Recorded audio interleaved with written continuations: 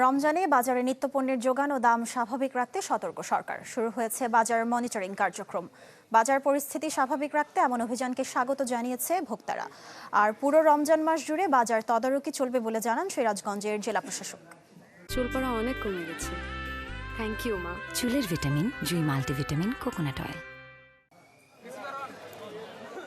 আসছে রমজানে বাজারে নিত্যপণ্যের যোগান ও দাম স্বাভাবিক রাখতে সতর্ক সরকার। শুরু হয়েছে বাজার মনিটরিং কার্যক্রম। ৫৪ বছরের ইতিহাসে গোপালগঞ্জে বাজার মনিটরিং করছেন গোপালগঞ্জ ২ আসনের এমপি ডক্টর KM বাবর। শহরের বড় বাজারের ফলপট্টি, সবজি ও চালের দোকান মনিটরিং করেন তিনি। পণ্যের দাম বেশি নেওয়া হচ্ছে কিনা তা জানতে কথা বলেন বিভিন্ন দোকান মালিক ও ক্রেতাদের সাথে। আমার মনে হয় গোপালগঞ্জে এই রমজান মাস উপলক্ষে কোনো অসাধু ব্যবসায়ী কোনো সিন্ডিকেট করে এখানে কোনো সুবিধা করতে পারবে না। আমরা যথেষ্ট সচেতন, আমরা এটা সাধারণ মানুষের নাগালের মধ্যে রাখার জন্য সর্বদা চেষ্টা করছি। আর সারা বাংলাদেশব্যাপী আমাদের সরকার, আমাদের প্রধানমন্ত্রী জনাব তারেক রহমানের একটা নির্দেশ যে সব কিছু সাধারণ মানুষের ক্রয় ক্ষমতার মধ্যে থাকতে হবে। এদিকে প্রতিদিনই ভ্রাম্যমাণ আদালতের অভিযান চলছে সিরাজগঞ্জ শহরে।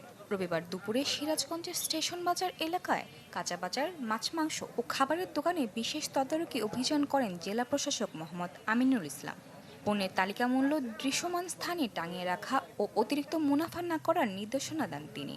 ব্যবসায়ীদের সচেতনতার পাশাপাশি চলছে বাজার তদারকি কার্যক্রম।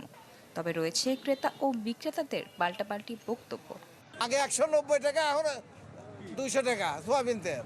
সবজি যেগুলো কিনলাম রমজানের যে জিনিসগুলো, আর রমজান আসলে এমনিতেই লেবু, শশা এগুলোর দাম বেড়ে যায়, ওইগুলো তো একটু বেশি মনে হচ্ছে আর কি। রমজানের আগে বেচছি 1600 টাকা কেজি, এখন বেচতেছি 1000 টাকা কেজি। রমজান মাসে দাম কমছে। মূল্য তালিকা দেওয়া আছে, বর্তমান পয়সা করছে, কোনো নাই, কোনো আমরা রেট কোনো বেশি নিতেছি না, সব পাইকারি রেটে বিক্রি করতেছি। বিভিন্ন বড় বড় বাজারগুলো যেগুলো আছে সেগুলো মনিটরিং করবে এবং একইভাবে আমাদের উপজেলা পর্যায়ে আমাদের উপজেলা নির্বাহী অফিসার সহ সহকারী কমিশনার সহ যারা বাজার মনিটরিং টিমের সাথে সংশ্লিষ্ট, তারা নিয়মিত কিন্তু বাজার মনিটরিং করছে। বাজার পরিস্থিতি স্বাভাবিক রাখতে এমন অভিযানকে স্বাগতম জানিয়েছেন ভোক্তারা। আর পুরো মাস জুড়ে বাজার তদারকি চলবে বলে জানান জেলা প্রশাসক। Desk report, channel 24।